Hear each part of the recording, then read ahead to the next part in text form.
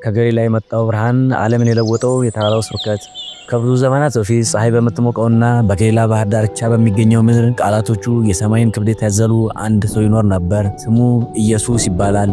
በጽንሳና በትህትና ተወለደ። ነገር ግን ማንም አይቶት የማያውቅ ታላቅ መምህር ሆኖ አደገ። ጥበቡ የዓለምን ጫጫታ ሰንጥቆ የሚገባ፣ ተአምራቱም ከተፈጥሮ ሕግጋት በላይ የሆኑ ነበሩ።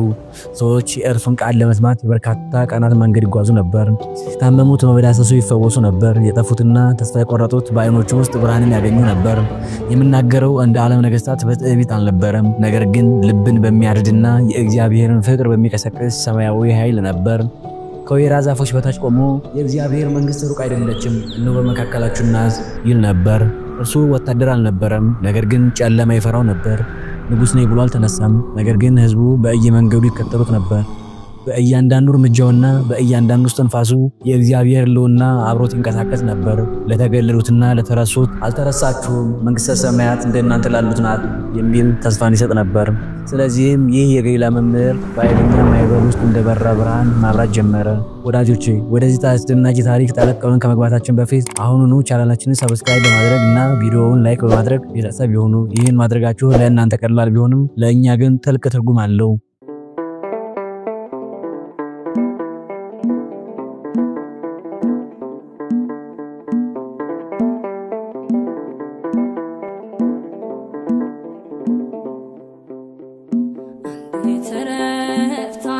ሰላም ምትክለሽ ማርያም ረግቢያንቺነ ፀሐይ በሰማይ ላይ ከፍ ብላ ወጣች። ወርቃማ ብርሃኗንም በገሊላ ኮረብታዎች ላይ ረጨች።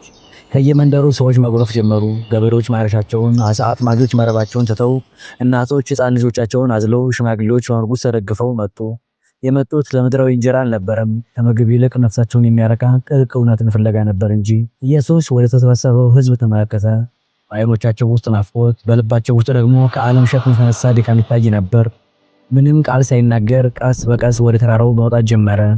ነፋሱ በሳሩ ውስጥ ሲያልፍ የጥንት አባቶች ድምፅ እንደሚሰማበት አይነት ስሜት ይፈጥር ነበር። ደቀ መዛሙርቱ ምን ሊፈጠር እንደሆነ ባያውቁም አንድ ቅዱስ ነገር ሊጀመር እንደሆነ ተረድተው በቅርብ ይከተሉት ነበር። ከፍ ወዳለው ስፍራ ከደረሰ በኋላ ኢየሱስ ዘወር ብሎ ሕዝቡን ተመለከተ። ጽድቅን የሚሰራ ይቅረቡ፣ ዛሬ ይጠግባሉና የሚል ይመስል ነበር። በወርቁ ዙፋን ላይ ሳይሆን በመሬት ላይ ተቀመጠ። ለዘላለም ሲያስተጋቡ የሚኖሩትን ቃላት ለመናገር ተዘጋጀ። በተራራው ላይ ጸጥታ ሰፈነ። ሕዝቡ እስትንፋሱን ዋጠ፣ ልቡንም ከፈተ። ከዚያም ኢየሱስ ተናገረ። ድምፁ እንደ ነጎድጓድ የሚያስፈራ አልነበረም፣ ይልቁንም ድንጋይ ላይ እንደሚፈስ ውሃ የለሰለሰና ሕያው ነበር። በመንፈስ ድሆች የሆኑ ብፁዓን ናቸው፣ መንግሥተ ሰማያት የእነርሱ ናት። ይህ ቃል በሕዝቡ መካከል እንደ ሹክሹክታ አለፈ። ድሆች፣ የተሰበረ ልብ ያላቸው፣ የተረሱት ሰዎች እርስ በእርስ በመደነቅ ተያዩ። ዓለም የሚንቃቸው ለእርሱ የክብር ዕቃዎች ነበሩ። የሚያዝኑ ብፁዓን ናቸው፣ መጽናናቱን ያገኛሉና። የዋሆች ብፁዓን ናቸው፣ ምድርን ይወርሳሉና። እነዚህ ቃላት ዓለም እንደምታውቀው የኃይል መገለጫዎች አልነበሩም፣ ደካማውን የሚያበረቱ፣ ትሑታንን የሚያከብሩ ሰማያዊ ቃላት እንጂ። ጽድቅን የሚራቡና የሚጠሙ ብፁዓን ናቸው፣ ይጠግባሉና። በእያንዳንዱ የተስፋ ቃል የዓለምን የተበላሸ ስርዓት ገለበጠው። የተገለሉ ሲከበሩ፣ የሚያዝኑ ተስፋ ሲያገኙ፣ የተረሱት እንደታሰቡ ሲያውቁ ተሰማቸው። የኢየሱስ ዓይኖች በሕዝቡ ላይ ያርፉ ነበር። የአንዲትን መበለዝ፣ የአንድን ለማኝና የአንድን ሕፃን ዓይን እየተመለከተ አልጠፋችሁም፣ እናንተ የተባረካችሁ ናችሁ የሚል ይመስል ነበር።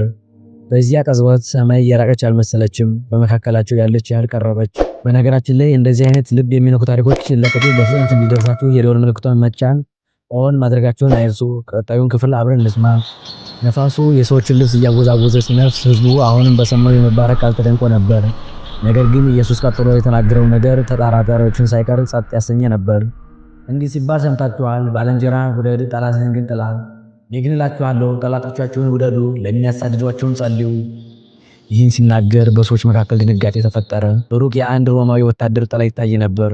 አንድ ሰው በጠላቶቹ የደረሰበትን መከራ እያሰበ እጁን ጨበጠ። ሰዎች ባለማመን እርስ በርስ ተያዩ። የሚወዷችሁን ብቻ ብትወዱ ምን ዋጋ አላችሁ? ቀራጮችስ ያንኑ ያደርጉ የለምን? እናንተ ግን የሰማይ አባታችሁ ልጆች ናችሁ። እነዚህ ለመስማት ቀላል ቃላት አልነበሩም፣ ቢትን ከዓላማ የሚለዩ የእውነት ፈውሶች እንጂ። ፍቅር ማለት ለሰዎች ደግነት ማሳየት ብቻ መሆኑ ቀርቶ ድፍረት የሚጠይቅ ጀግንነት ሆነ። ይቅርታም የደካማነት ምልክት መሆኑ ቀርቶ የኃይል መገለጫ ሆነ። ኢየሱስ ቆሞ ሳለ ነፋሱ ቃላቱን እንደ እሳት ይዞት ይሄድ ነበር። እንግዲህ የሰማይ አባታችሁ ፍጹም እንደሆነ እናንተ ፍጹማን ሁኑ። በዚያን ቅጽበት ፍቅር ስሜት ብቻ መሆኑ ቀርቶ ተልእኮ ሆነ። የተራራው አየር ረጋ አለ። ተፈጥሮ ራሱ ጆሮውን ሰጥቶ የሚያዳምጥ ይመስል ነበር። በዱር አበባዎች መካከል የተቀመጠው ኢየሱስ ቀና ብሎ ሕዝቡን ተመለከተ። ድምፁ ለስላሳ ቢሆንም እንደ ነጎድጓድ ልብን የሚሰነጥቅ ነበር። አትፍረዱ እንዳይፈረድባችሁ። እንደገና ጸጥታ ሰፈነ። ሕዝቡ በምቾት ማጣት ተንቀሳቀሰ። ወንድም አይን ያለውን ጉድፍ ስለምን ታያለህ? በራስ አይን ግን ያለውን ምሰሶ ስለማትመለከትም? ይህ ጥያቄ ሲጠየቅ አንዳንዶች በሀፍረት አንዳንዶች ደግሞ በመገረም ሳቅ አሉ። መልእክቱ ግን ልባቸውን ወጋው። የሰዎች ትዕቢት ልክ እንደ ግድግዳ ጡብ በጡብ እየፈራረሰ ነበር። ከዚያም ተነሳ። የፀሐይ ብርሃን እንደ እሳት አክሊል ከበበው። እንግዲህ ሰዎች ሊያደርጉላችሁ የምትወዱትን ሁሉ እናንተም እንዲሁ አድርጉላቸው፣ ሕግም ነቢያትም ይህ ናቸውና። ይህ ቀላል ነገር ግን እጅግ ጥልቅ የሆነ እውነት ነበር። ለዘመናት የቆዩ ወጎችን ያናወጠ አንድ አረፍተ ነገር፣ ወርቃማው ሕግ፣ የሰማይ የልብ ምት። እርሱ ያስተማረው ዝም ብሎ ደንብን አልነበረም። ፍቅር፣ ሕግ እንደገና የሚጽፍበትን አዲስ መንግስት ዘር እየዘራ ነበር። በሁሉም ልብ ውስጥ ቀረ። ለረጅም ደቂቃም ማንም አልተንቀሳቀሰም። ነፋሱ ልክ ከሰማይ እንደመጣ ሹክሹክታ በተራራው ላይ ይጨፍር ነበር። አይኖች ፈጠው፣ እጆች በልብ ላይ ተጭነው፣ እንባዎች በጉንጮች ላይ ይፈሱ ነበር። ህዝቡ የተደነቀው በተአምራት ወይም በእሳት ሳይሆን በእውነት ነበር።